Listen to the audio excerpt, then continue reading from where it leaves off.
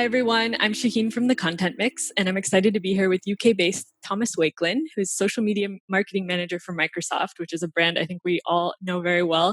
Thanks so much for joining us, Tom. Thanks for having me, Shaheen. Really excited to be here. Excited to have you. So maybe just start out by introducing yourself in your own words. Tell us a bit about what you do.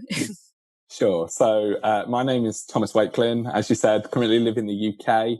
About 30 minutes away from London is probably the easiest way to describe where I live.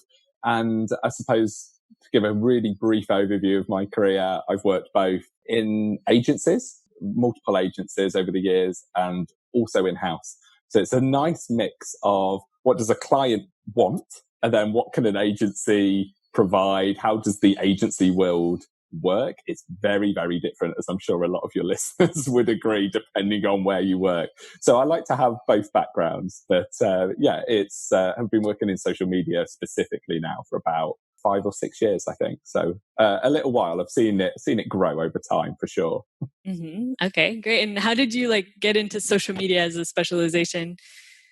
So my first kind of experience of marketing as a whole was actually at an agency in London where I used to prepare press kits, kind of come up with ideas for in-store displays for video games. Actually, was one of our clients, and we would have to kind of go, right, how are we going to set up a retail space? How are we going to set up a website? How are we going to set up all of these different things to make sure that the customer understands that the product's even available, but also it kind of entices them to buy. Social media specifically, I was actually doing a internship, funnily enough, at Microsoft, and it wasn't even in a social media role. I kind of picked it up, met one of my previous colleagues in that role, and he asked me, did I have an interest in social media? And I must have been about, I don't know, 19, 20 years old at that time. And I said, oh yeah, I've heard of this thing called social media. It sounds so interesting. Was just kind of doing work on the side almost, kind of like in my own time at the weekends. And eventually it turned into kind of like a summer placement in the social media team around the time when Windows 10 launched globally. So it was obviously a lot of work to be done. And they said, oh, could you stay on potentially and help us launch Windows 10. And ever since then, it's kind of been graduated from uni and then back to Microsoft. Did a little bit of a stint at an agency. But yeah, I've learned so much over the past few years. And social, obviously, every single year changes with platforms or features that are available. So it's been really, really exciting to be a part of it and see it grow over years compared to just doing a Facebook post and a tweet, which is what it used to be. Mm-hmm. How did you get your foot in the door for that first internship with Microsoft? I think that's something people would be interested to know in our community. Yeah. So Microsoft has a really fantastic. It's a global intern scheme, basically. If you search for careers at Microsoft, I believe early in careers is one of the key tabs that are right at the top of the page. In the UK specifically, we also offer apprenticeships. Which, some of your global audience might not be aware of. That is people who are kind of coming out of their, I suppose the equivalent in America might be high school. So you would finish high school and instead of going to college, you will do a work-based program where you still earn your qualifications, but you're gaining that kind of work experience. And I've just with how kind of my career worked out, when I was an intern at Microsoft, that was the first year that we had apprentices. So I've had, a really nice ability to be able to see so many different early in career candidates grow. I think Microsoft's a fantastic place to be able to actually give people that opportunity to discover what they're really passionate about, and then to have this really supportive network to actually help people achieve what they want to from a career perspective. I think it's really nice. Mm-hmm. Yeah, that makes a lot of sense. I was curious how your agency experience has influenced your approach now. Has it changed your perspective on the work? Yeah, 100%. So your listeners, I'm sure they might rejoice, they might cheer when they hear me say the next thing I'm going to say. I've really learned the value of an in-depth brief, like actually providing a real brief which has all the information that the agency needs in order to do the work. Because I think it's so important to remember that your agency isn't part of everyday operations in your company, right? They need that extra bit of guidance. And agencies that I work with, as long as you give them that guidance, they're absolutely fantastic, and they'll find opportunities that you might have not even considered in-house. We have a fantastic internal marketing team at Microsoft, but there's never an excuse, in my opinion, to kind of work with especially our partners, our agency partners who we work with, to go, okay, well, we think that this might be the best angle to kind of tackle this problem or come up with this campaign. But is there something we're missing? Do you think there's a different opportunity somewhere else? How do you think we could, breathe a breath of fresh air into this idea? Or how would you scale this up and make it a really engaging campaign? I don't think there's ever an issue of trying to include as many people, and especially from a creatives perspective, Shaheen. I think creatives work best when they're all together in a single environment and they're bouncing ideas back and forth. So, I think being able to build and explain to people why they need to give as much information as possible in a brief is definitely something that I picked up throughout my various years in agencies, both big and small. Awesome. And well, could you tell us a bit more about like what you're doing now, your day to day in your role, what you're responsible for? Sure. So my role day to day really is you've had a fantastic connection there, because it's working with our agency partners a lot of the time. I am responsible really for the social media strategy when it comes to some of our key social channels, whether that is consumer, commercial, education, or developer. Really what my role focuses on is making sure that all of our social content, or all of our kind of digital content, whether that is, okay, how do I socialize, to use a brand new word that I've just come up with off the top of my head, a blog, for example, and how can I best amplify that blog on LinkedIn versus Pinterest versus Instagram versus Twitter. Obviously, back like a few years ago, you would just create, probably what a lot of companies would have done is create a single still image, and you go, brilliant, I'll put that on LinkedIn, I'll put that on Twitter, we'll put it on Facebook, just paste it everywhere. Whereas now a lot of my day to day is, right, how can we best optimize each social media platform for the stories that we want to tell? We want to make sure that everyone is aware of how Microsoft technology or services can really help them. But how can I do that in a way that puts the customer first, that really kind of uses our community and makes them feel special? So some of the work that I've done in the past, I suppose, is things like the My Surface campaign, which we launched for one of the anniversaries for Microsoft Surface in the UK. We were suddenly going, right, we could really highlight the product and the specs and how great it is, or we could actually showcase the people who use the product wherever they are in the world. And in the end, we ended up with some like authors in the UK who use it to write children's books. We featured some artists in Europe who were using it just to draw really fantastic pictures. They're so much better than me drawing. I'm still using Microsoft Paint whenever I try and actually draw things on a computer. But also like video game developers as well. Like there's so many people out there in the world. And what we really wanted to do was work with our agency to create this fantastic campaign, which just highlighted all these different stories all over the world. And my role is obviously to make sure it's on brand, to make sure that no one's going to get into trouble, but to also make sure that we're using the right language, that we're really kind of making sure that people feel that they're actually able to reach a company like Microsoft, that they're able to connect with us, that they're able to ask questions, they're able to share both things that they love about our products and services, but also things that we might need to work on. So actually give that feedback to us so that we can escalate it to product teams so that we can improve the way that our products are made. It makes sense. And you're specifically responsible for social media in the UK. I wanted to know, like, how do you have like a separate strategy for different key markets, or how does that work? Are you making unique content? It sounds like you're making unique content for the UK market. It's a lot. Yeah, it's a lot of content. So obviously, if we do things like a product launch, we'll all, as a global company, we'll try and use similar techniques. We'll try and use similar copy other than localizing it here and there. But especially the kind of strategies that I put together, it's mainly kind of UK bespoke.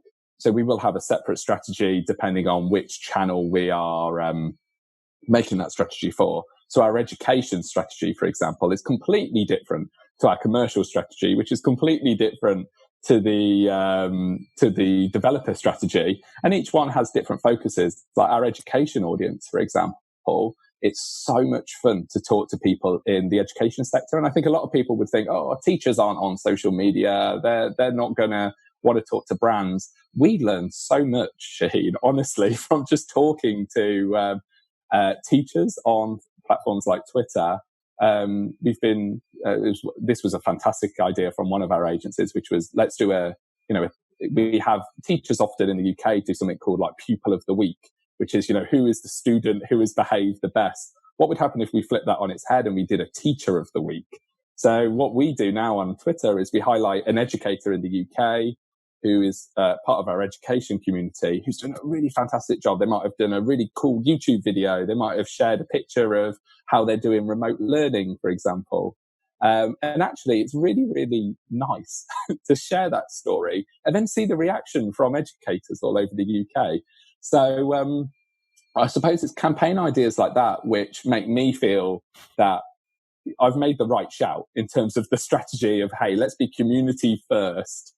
Let's, really try and put the focus on the community itself, and then we'll see where we go, basically, and being able to best help people. We've had to be so flexible over the past 12 months with the pandemic and everything that's happened. And it's really nice to kind of get those messages of thanks from, teachers to stick with this example to say, your remote learning content has been so helpful. Like I'm actually confident in using all these different software and tools, and my kids love it. They engage in my lessons. Could you answer me this question? Or I'm thinking of using this. What do you think? And that's where our community team do a fantastic job of really trying to make sure that we can help as many people as possible. Mm-hmm. So it sounds like for obviously different Microsoft products, you have different audiences. Do you use different channels to reach the different audiences, or what's your approach? We have some core channels. Mm-hmm. So most communities have a Twitter page and a Facebook page. But what we've really tried to do is explore as many kind of new platforms as we possibly can. We have accounts like most brands on Pinterest, LinkedIn, Instagram, Facebook, probably you name it, and we're probably there. But you're right, completely, Shaheen, in that sometimes, depending on the message, you have to pick the right social media platform. So a lot of our commercial content, for example, yes, we could put it on Twitter, but actually if it's specifically the finance industry, for example, using something like LinkedIn might be more appropriate. And, we're talking at the moment from an organic perspective, right? Paid, obviously, you can target people and different, I say people, you can target demographics and interests, I suppose. But really, from an organic perspective, you have to be really careful where you put your message in, because really each social platform is so different, and each algorithm is so different from the last, that actually publishing your content on it can really kind of impact its performance and impact the people who might really want to know about content. And actually, if they're on Twitter, for example, they might not be exposed to it. They might follow a lot of different channels. They might not actually be exposed to your content to then engage with it. Whereas if I put it on LinkedIn, for example, and they're particularly active on LinkedIn, they might be more likely to be served the message, I suppose, is the right way to say it. Do you know offhand, how many different pages you're responsible for? Oh. I probably should know off the top of my head. Possibly indirectly, some of them, I guess. Yeah, so I think it's really important to note that we have these what we call kind of communities. So we have education, we have developer, we have commercial, but each of those has a different number of, I would say, accounts within it. So education, for example, we have a Facebook account for Microsoft in Education in the UK. We also have it on Twitter. And the messages that we put out on each platform are very, very different. And our agency do a fantastic job of working with Microsoft to be able to work out, okay, do I put this message on Facebook or do we put it on Twitter? We have LinkedIn, which obviously everything can kind of be put into, and we can make sure that we're using targeting to make sure that if you're a developer, you're not being served education messages, because you might be like, well, I don't have anyone to teach, so why would I need to be, shown this content? It wouldn't make any sense. Whereas our Microsoft UK channel and kind of that community, I suppose, is split probably most broadest is on Facebook, Twitter, Instagram, YouTube, Pinterest, because that is our flagship channel where we can bring everything into it. So we have a really nice platform mix. And as, a social marketer, it's really nice to be able to go, okay, well, brilliant. This might not work on Twitter, but this would be fantastic on Pinterest. This would be fantastic on Instagram. And being able to be that creative and being able to move your ideas back and forth, I think is really, really important, and allows most ideas to be changed or adjusted in such a way that you can make it fit on the best platform that's going to give you the best chance of success. Absolutely. And do you have a favorite social media channel right now? For me personally, it's going to be TikTok at the minute, and the main reason is completely different than what most people say. And I honestly think, Shaheen, that social is changed considerably in the past 12 months. If you think of the way that people use social media, especially platforms like TikTok, platforms like YouTube, we're using it as a way to entertain ourselves, especially like in lockdowns across different countries and across the world. Social media used to be used 3-4 years ago as a way to connect with people, to connect with your family. On Facebook, for example, you might be like me. You might have your family, you might have your friends, you might have your work colleagues, you might have someone who you met in a bar who you were like, let's be Facebook friends.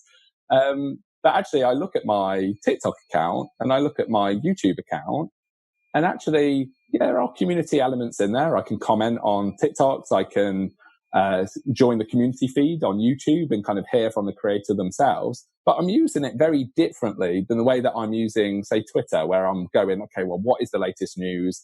What kind of stories have I missed? Whereas I'm going to TikTok and YouTube because I have 30 minutes downtime and I want to be entertained. I want to see how people are reacting. So I think it's going to be really, really interesting to see how social evolves over the next few years. But I would say, TikTok right now for me is ticking the boxes when I'm trying to find things to do when I'm locked inside the house. But what about experimenting with Reels? Have you done much of that? That's kind of Instagram's response to TikTok. Yeah. So when Instagram first started, I mean, can you remember when Instagram used to just be pictures? Because it feels like so long ago. Yeah. So yeah, we've explored stories. Reels isn't something that we've used yet in the UK.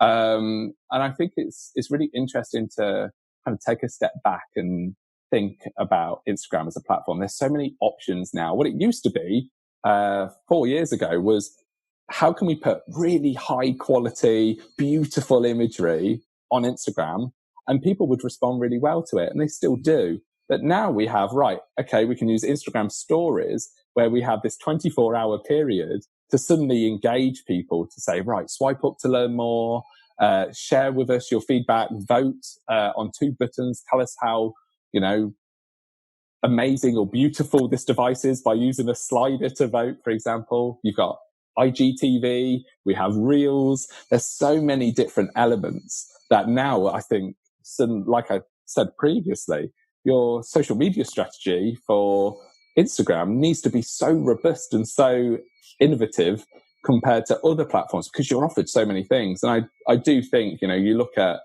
Twitter when they introduce fleets. I think a lot of social networks over the next few years are going to be adding more and more features. And it just makes the job more exciting, right? It gives you more opportunities to explore these features and to think, okay, how could I best use these new options to highlight the brand or highlight my customers if you're working in an agency, for example, which is, I think, what marketers really, really enjoy. It's this ability to create new work and showcase it in different ways instead of just giving a download link and a hyperlink. There's so many different ways you can now bring to life a blog post, for example, that it can make the brain boggle. It really can. You were talking about how it's necessary to like optimize for every platform. Now it's even necessary to optimize for just different types of posts within the same platform. For a single platform, right? Suddenly it's like, right, we've got this image. Should we just post it, or should we animate it? Should we put an audio narration in? It's crazy the amount of things you can do. Yeah, absolutely. Totally agree. So I wanted to ask you a few of your tips as we're getting towards the end of the interview. Sure. So I wanted to know, what's your best productivity hack? So, right, I'm really old school, which you would think. I like to try and think that I've portrayed myself as this youthful, hey, I'm going to be really innovative with all of this technology. But actually, the past few weeks, I bought a planner which has like the whole week laid out over 2 pages. So you just open it each week. And I have the left-hand side is always like personal tasks. So it might be things like call home. You need to call the plumber. You need to sort out this bill. You need to, call your friend who you haven't spoken to in a month because you're really bad at managing your social calendar.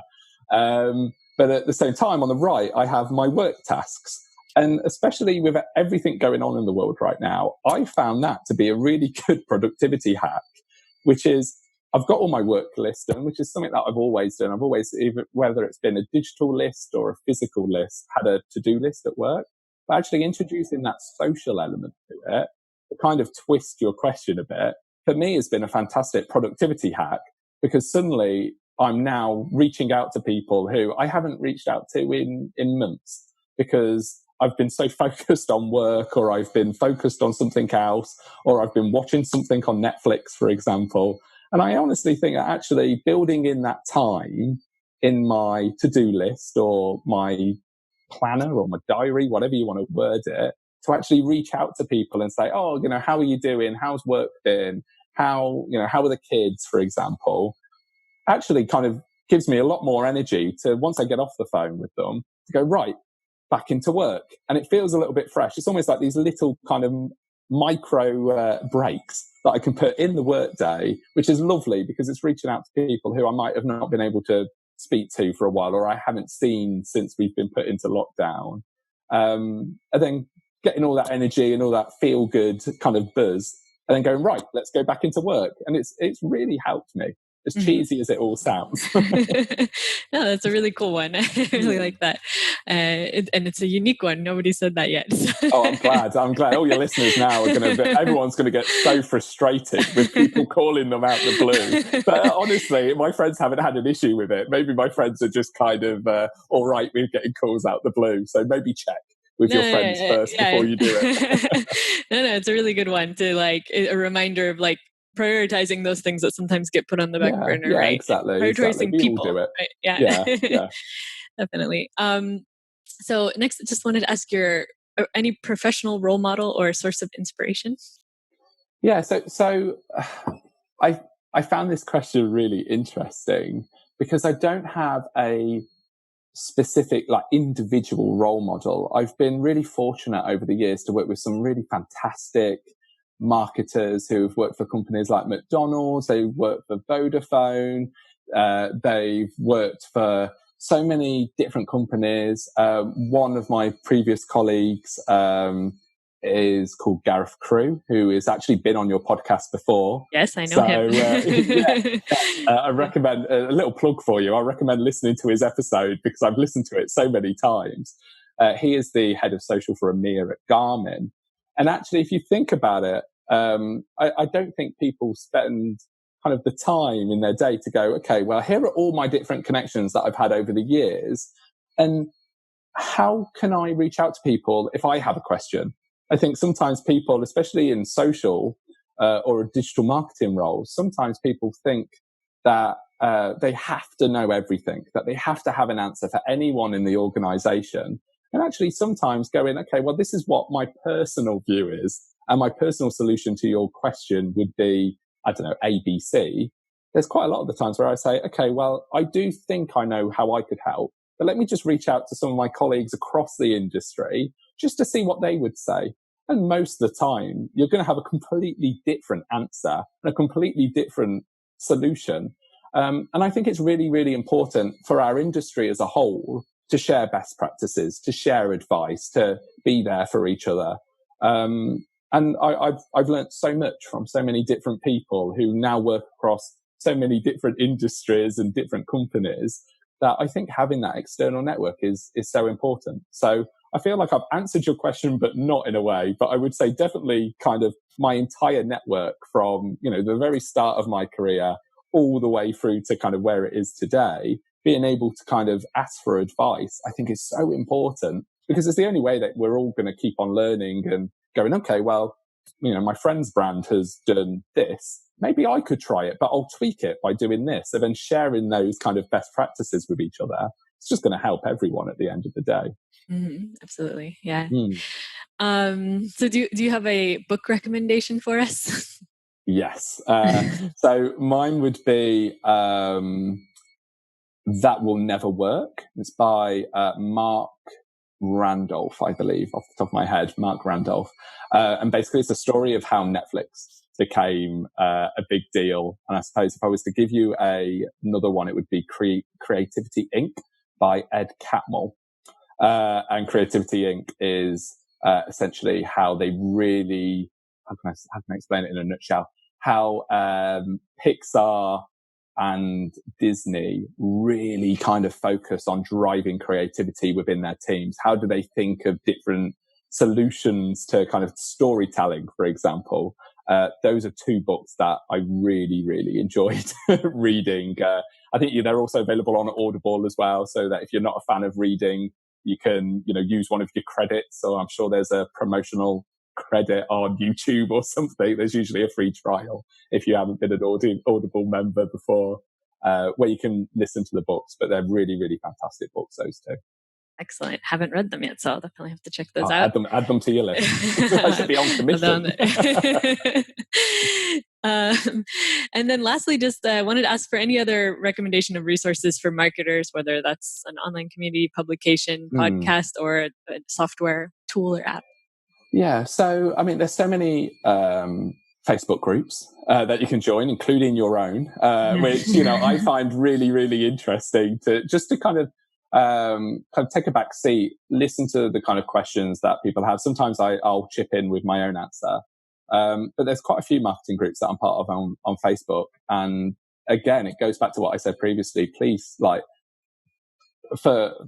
don't want to say for the sake of our industry, but to make our industry more creative, more collaborative, more fun to be in, share best practices. I just think it helps everyone. And in terms of podcasts, I really think I think it's called Safe for Work. And then there's also another one called Business Wars.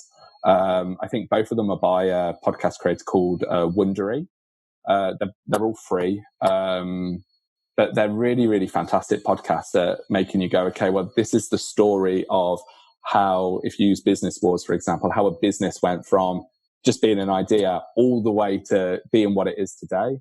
Whereas Safe for Work is really good at, I think, basically the premise of the podcast. I haven't listened to it for a few months now, but when I was listening to it religiously, people basically wrote in and said, oh, I have this question. This is happening in my workplace. What would you do about it? And then the two hosts discuss usually quite humorous ways of dealing with it. But actually, it's a really kind of refreshing take on. It's great to hear that someone else is having this similar issue that I'm having, or I know my friend is having at work. And actually, just by listening to this podcast, there's some solutions that get shared, but I actually feel more comfortable and more confident because I know it's not just me. It's not me overreacting. Someone else is going through this in the world. So I think any kind of podcast like that are really, really useful to kind of put everything in perspective. Yeah, definitely. Sounds very cool. So we've reached the end of the interview. I just wanted to ask if you have any parting advice or final takeaways for other marketers in Europe. Yeah, so I suppose my parting advice would be, think outside the box, get creative, encourage your teams to take a chance. I think we're in such a fortunate industry where we have tools available to us to really do some really exciting things. I think to do social media specifically, if you have a blog post to promote, you could just do a still image. You could just put the URL in the copy of a tweet. But how could you make it exciting? How could you use carousels on LinkedIn? How could you use stories on Facebook? How could you use reels on Instagram? Like sometimes taking a step back and going, okay, I'm not going to do 100 tasks. I'm just going to do 25, and I'm going to do these 25 tasks really, really creatively and in a really innovative way. You'll feel better for it because you'll get to kind of flex that creative muscle. And at least in my experience, your results will also improve because suddenly people are seeing this really engaging content. They're seeing your brand in a different light. They're seeing your brand in a really kind of positive, creative, innovative light on social. And actually, it's making them go, wow, this is really cool. I'm going to click this content. I'm going to consume the video. I'm going to read the blog, the ebook, whatever, sign up to the event. So yeah, let's think outside the box. Let's get creative. And like we've said for this whole podcast, Shaheen, let's share best practices and really support each other in the industry. Well, that's a great note to end on. Before we wrap up, I just want to ask if anyone wants to learn more about you or reach out. What's the best way? Yeah, so best way is probably on LinkedIn and Twitter. So on LinkedIn, I'm Thomas Wakelin. I'm sure it'll be in the show notes somewhere. Definitely. Yeah, exactly. And then on Twitter, it is Thomas_Wakelin. So again, the spelling will be in the show notes. But yeah, any questions, feel free to reach out and I'm more than happy to have a chat. Excellent. Well, thanks so much, Thomas, for sharing your insights with us today. Thanks so much for having me. I've really enjoyed it. Me too. And thanks to everybody for listening in. For more perspectives on content marketing in Europe, check out veracontent.com/mix and keep tuning into the podcast for more interviews with content experts. See you next time. Bye-bye.